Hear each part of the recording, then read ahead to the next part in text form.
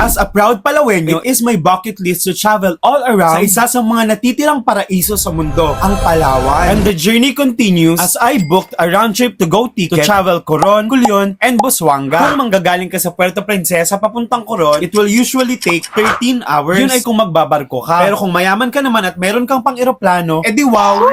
Charis. Char lang. Ako kasi tipid-tipid lang. Pero kasi kung gusto mo talagang magpahinga at magpalayo sa stress, I recommend na magbarko kayo. It will give you time para mag-isip-isip, magmuni-muni, tapos may ganyan pang view. At kung grupo naman kayo, pamilya o barkada, dahil may mahabang oras na walang signal, you can grab the opportunity to have meaningful conversations together. Uy, tapos hindi nyo mapapansin, nasa Coron na pala kayo. Welcome to Coron! Sinundo nga ako ng best friend / videographer kong nonchalant. Galing pang Culion Yard. Siyempre, kung naghahanap kayo ng budget lang din na may stay with breakfast na yon, I recommend Luis Bay. Malapit lang siya sa Coron Wharf, kaya kitang-kita mo yung mga turista. Pagdating naman sa gabi, kung hanap nyo naman ay nightlife or makakainan, maglibot-libot lang kayo sa buong town at marami kayong makikita. Well, kapag nandito ka sa Coron, para kang nasa ibang bansa kasi mas marami ka pa nakikitang foreigners kaysa sa mga lokal. And speaking of that, dahil sa pagtaas ng tourist rate, kaya din siguro apektado ang mga lokal sa mas mataas na bilihin dito sa Coron. Pero naman, bumawi naman sila sa serving. In fairness ha, ang dami ng serving nila dito. Kumbaga, busog-busog din talaga kayo. Wala si ate papansin. Charis, pag mga Pinoy nyo kasi papansin, pero kapag mga foreigner, ang cute. Pa-plastic nyo rin talaga. Ayun, so kung ang cravings nyo naman ay chicken, meron din naman sila ditong inasal, pati andok. Ay actually marami pang at iba. At kung seafood naman ang hanap nyo, pwedeng-pwede kayo dito sa Kawayanan Grilling Station. Sino ba namang hindi matatakam sa ganyan with spicy garlic sauce? Sikat na dito sa punta ko dito sa Coron Island Crab Cafe. Kaya tinry din namin. Ayun, masarap naman, pero matutulala ka lang sa presyo. Kaya naman nagkarinderya agad kami kinabukasan. Uy, char lang, pero ang sarap talaga dito guys sa Red Rock. Ito yung pinaka-i-recommend ko. Ang sarap dito, promise.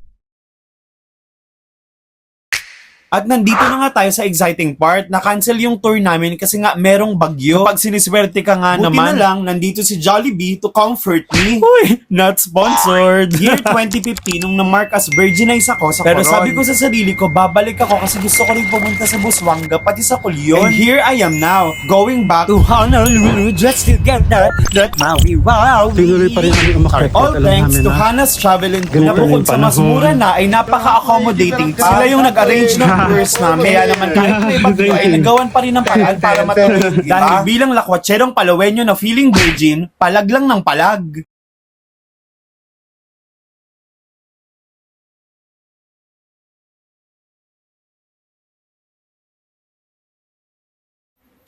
Isa nga itong Mount Tapia sa hindi mo pwedeng palampasin kapag nandito ka sa Coron. Dapat medyo kondisyon yung katawan mo kasi merong 721 steps. Pero bawing-bawi naman kapag nasa taas ka na. Ang ganda ng view. Lalo pa siguro kung maganda yung panahon at may sunset. Naabutan na nga kami ng ulan sa taas. Blessing yan. Sunod na araw, happy na ang mga person kasi tuloy na daw ang tour. Kaya naman sinundo na kami ng Hannah's Travel and Tour. Here we go, Coron. I am Coron. I am virgin. Huy, sobrang dami nga ng mga turista. Hindi ka na rin magtataka kung bakit lagi kasama ang Coron sa mga top destinations dito sa Palawan at sa Pilipinas at sa buong mundo. At syempre, bago umalis ang bangka ay nagbigay na ng instructions ang tour guide. Sana all malakas ang appeal. Ako kasi mapapil lang.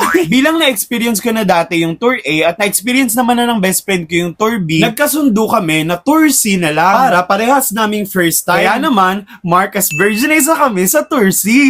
3 spot lang ang pupuntahan sa Tour C pero malayo kasi part na siya ng Culion. Una na dyan, itong Coco Beach. Coco Beach kasi pagmamayari siya ni Coco Martin. Kay Tanggol pala ito. Char lang. Ang ganda din dito kasi muwana yung vibes. Bukod doon ay kung gusto mo talaga ng peace at magpahinga, perfect ang spot na to kasi hindi siya ganun ka-crowded. Kain tayo mga ka-birds. Tapos ng kumain ay nagpahinga lang kami saglit tapos pumunta kaagad kami sa next spot. Ito ay ang Ditaytayan Beach kung saan pwede kayo mag-snorkeling at malayang mag-swimming. Next stop naman ay itong Malcapuya. Hindi ko talaga to tinignan sa social media kaya wala talaga akong idea kung anong itsura dito. Sa una, akala ko parang normal lang din siya. Pero nung tinagos na namin mula likod papunta sa harap, doon ko na nakita kung gaano siya kalawak at gaano siya kaganda. With clear turquoise water at puting buhangin. Parang mala Boracay, although hindi pa ako nakakapunta sa Boracay. At least kasama ko naman si Kakay. Kung mabibigyan ulit ng opportunity para makabalik dito sa Coron, I think dito ko pinakagustong bumalik. Ang sarap dito, yung mga tipong overnight, 1 linggo. Tapos pagbalik mo, tinanggalan ka na ng trabaho. Huy, wag ganun. Peace now, peace later. Charis. Pwede naman kasing siklib lang. Siklib pero pagkabalik umitim. Kupal ka ba, boss? Until next time, Malkapuya, you must try also their best-selling ube turon. Legit mga ka-birch na imas. Masarap. Next destination, Busuanga. Syempre, maaga kaming gumising at inabail muna namin ang free breakfast dito kay Luis Bay. Maya-maya onte ay sinundo na nga kami ng van papunta sa Kalawit Safari.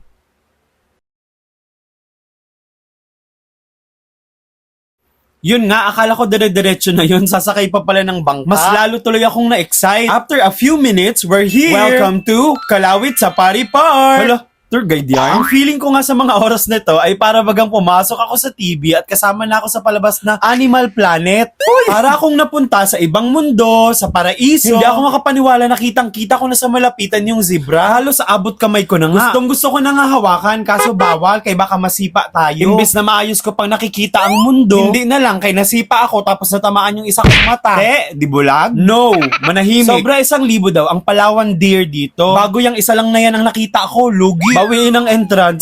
Anuhin ko man yung tuko na yan. Marami man kaming tuko sa bahay. Charis. Ayan na siya. Kung sisipain, mas pipiliin ko na lang pala yung zebra kaysa dito sa giraffe. Imbis na sa Busuanga na ako. Baka bigla akong makarating sa Balabak. Char, alam nyo ba? Wag na, alam nyo na eh. Na virgin ako. Na bukod sa ang giraffe, ang pinakamatangkad na land animal sa buong mundo. Yung mga ganyang spot sa katawan nila or sa balat nila ay unique. Magkakaiba sila. Gaya din sa fingerprint ng mga tao. Akala ng karamihan dahil tahimik sila, pipi na sila. Umiingay din yung mga yan, lalo na kapag binibembang sila. Uy! Pero legit nga, meron silang sariling way to communicate. Kapag nakikipag-away naman sila, ginagamit nila yung kanilang liit. At mas madalas silang natutulog ng nakatayo. But personally, for me, giraffe are the cutest. Para silang introvert na malantod. Hala, na-judge pa nga. But kidding aside, I am privileged to witness the sanctuary na ilan na lang sa mga natitira sa buong mundo. So if you are planning to go to Busuanga, you must visit Kalawit Safari Park. Para naman makita mo si Bes. Miss na miss ka na ni Bes. Tingnan mo, ang taba-taba na ni Bes. Maldo ka, Bes, Kapag in-avail nyo nga ang Kalawit Safari Tour, kasama na dun syempre ang free lunch. Dito lang yan sa Buluang Fish Pond and Restaurant, kung saan nagsiserve sila ng masasarap na Pinoy food. Kaya naman, busog match. Thank you, Lord. At biglang naramdaman ko, may nagpapabebe sa hita ko. Aduy, kawawa naman ang doggy na yun. Biro. Dapat talaga pupunta kami sa Black Island. Kaso malakas daw yung alon, kaya dito kami napadpad sa Okam-Okam. Ang ganda dito, ganitong mga view yung tinutugtugan ng